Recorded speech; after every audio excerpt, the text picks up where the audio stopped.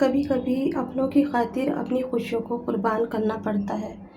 और वो अपने जो हमें जान से ज़्यादा प्यारे होते हैं अपनी ज़िंदगी में मैं कुर्बान कर दूँ अपने माँ बाप की खुशियों के ऊपर। मेरे माँ बाप ने मेरे हक़ में जो भी फ़ैसला किया शायद अच्छा ही किया होगा। बुरा तो मेरी किस्मत में लिखा था, मुझे नहीं पता था कि किस्मत में क्या लिखा है क्या नहीं। मैं तो अपनी पढ़ाई कंप्लीट करके अपनी जॉब पे लगी हुई थी और मैं बहुत अच्छी जॉब पे थी। लेकिन मेरे पापा को हमेशा मेरी फ़िक्र सताई रहती और वो यही कहते थे पता नहीं मेरे जाने के बाद इसका क्या होगा। मैं अपने दोस्त के बेटे से इसकी शादी करना चाहता हूँ पर ये मानने को तैयार नहीं। मेरा शुरू से ही ड्रीम था मैं कुछ कर दिखाऊँ, अपने माँ बाप के लिए कुछ करूँ। लेकिन ज़िंदगी को मंज़ूर ही नहीं था कि मैं आगे बढ़ूँ, आगे कुछ कर पाऊँ। बहुत चाहा लेकिन किस्मत से कहते ना आगे कुछ भी नहीं होता, किस्मत से ज़्यादा और किस्मत से कम कुछ नहीं होता। मेरे सपनों को एक तरफ रख कर के और मेरे माँ बाप ने एक फ़ैसला लिया मेरी शादी का। मैंने बहुत मना करा लेकिन कोई नहीं सुनी, किसी ने नहीं सुनी और अपने दोस्त के बेटे से मेरी शादी कर दी गई।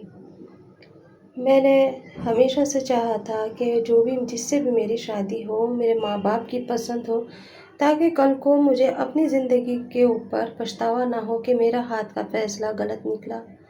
लेकिन ये फ़ैसला भी कहीं सही नहीं था।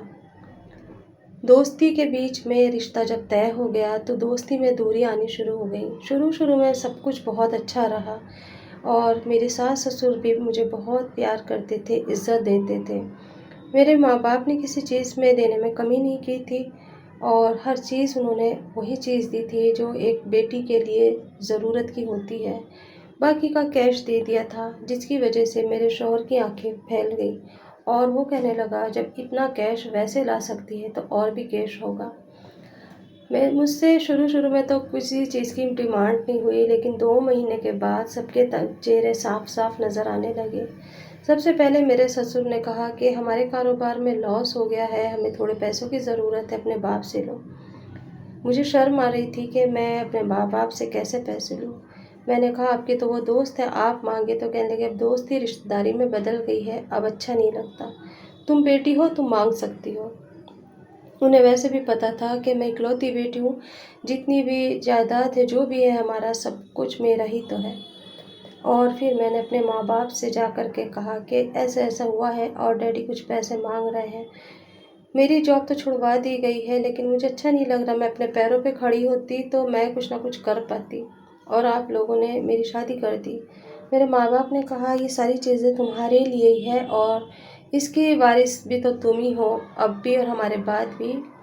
जितना पैसा उन्होंने मांगा था मेरे माँ बाप ने दे दिया और मैं घर ले आई। फिर मेरे साथ 2 महीने तक सब अच्छे से रहे। 2 महीने के बाद अब मेरी सास ने मुझसे कहा कि इस घर के अंदर हमारी गुज़र बसर नहीं हो पा रही है क्योंकि ये रूम छोटे-छोटे हैं और घुटन होती है। क्यों ना जो तुम्हारे नाम पे फ्लैट है हम उस वाले रूम में चले जाएं और रहने के लिए और ये वाला हम सेल कर देते हैं। मैं जब भी खामोश रही क्योंकि मेरे माँ बाप ने मेरे लिए एक फ्लैट लेके रखा था और उसकी चाबी मेरे पास थी। खैर हम उस फ्लैट में चले गए, वहाँ भी रहते रहे। कुछ टाइम और गुज़रा, अब मेरे शौहर की बारी आई। मेरे शौहर ने कहा कि ऐसा है कि कारोबार के अंदर मुझे पैसा लगाना है, अपने घर वाले से मांगो नहीं तो फिर ये वाला फ्लैट जो है वो सेल कर देते हैं और जो तुम्हारी माँ का घर है उसके अंदर जाके रह लेंगे। मैं ये सुन के बड़ी ताज्जुब में थी कि धीरे-धीरे करके वो मेरे घर को, मेरे माँ बाप को खाली करते चले जा रहे थे और हमें एहसास ही नहीं हो रहा था इस चीज़ का। जब ये बात मैंने अपनी माँ से बताई तो मेरी माँ चुप हो गई और मेरा मुँह देखने लगी कि क्या कह रही हो बेटा तुम, हम कहाँ जाएंगे। मैंने कहा मैंने भी अपनी सास से, ससुर से, अपने हस्बैंड से बात करी तो उन्होंने कहा कि कई सारे रूम हैं, एक में तुम्हारे माँ बाप रह लेंगे, बाकी में हम रह लेंगे। पैसों की ज़रूरत थी, मेरे माँ बाप ने फिर से इंतज़ाम करा और मुझे दिया।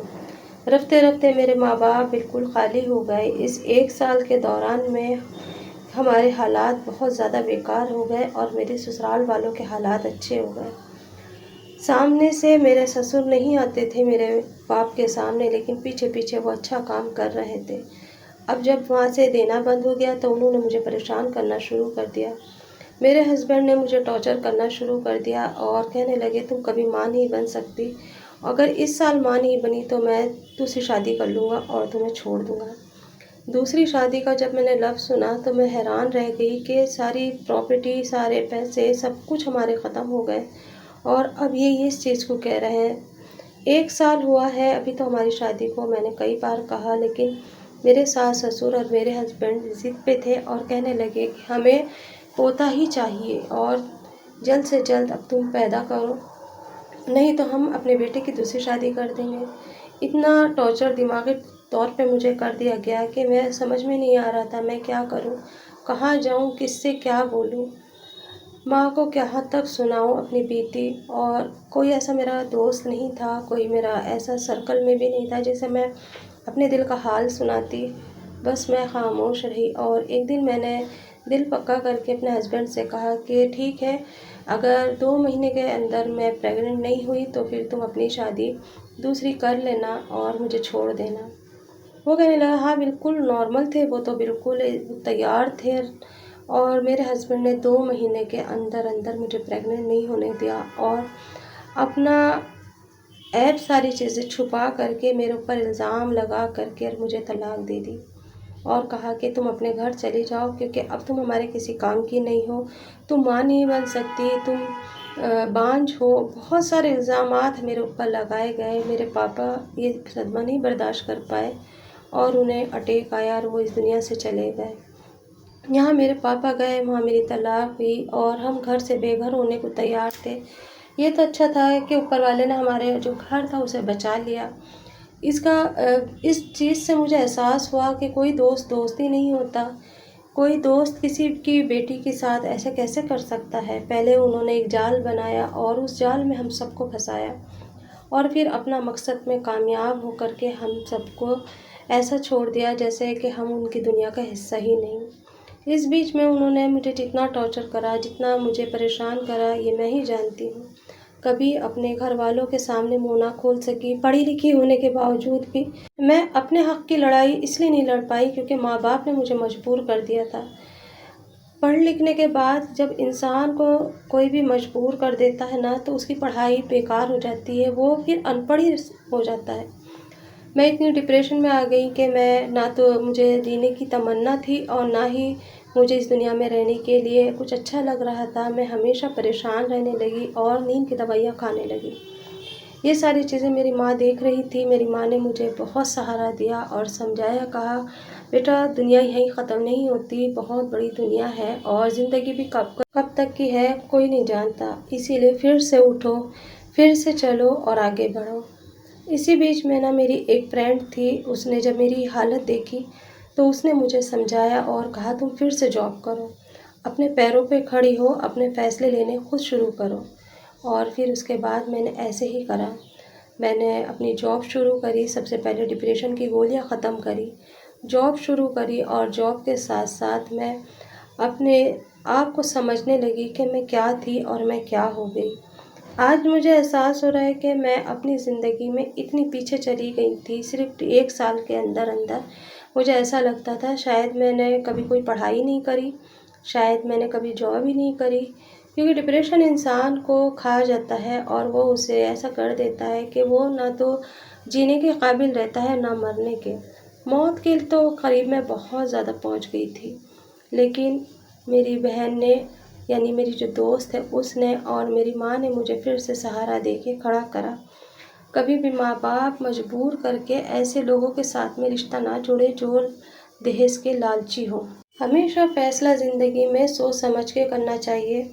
बच्चों को हमेशा हिम्मत देनी चाहिए और समझाना चाहिए कि अगर आज तुमने अपने हक़ की लड़ाई नहीं लड़ी तो ज़िंदगी में कभी भी नहीं लड़ पाओगे। अपने हक़ की लड़ाई खुद लड़नी होती है, खुद चलना होता है, खुद संभलना होता है और खुद जीना होता है।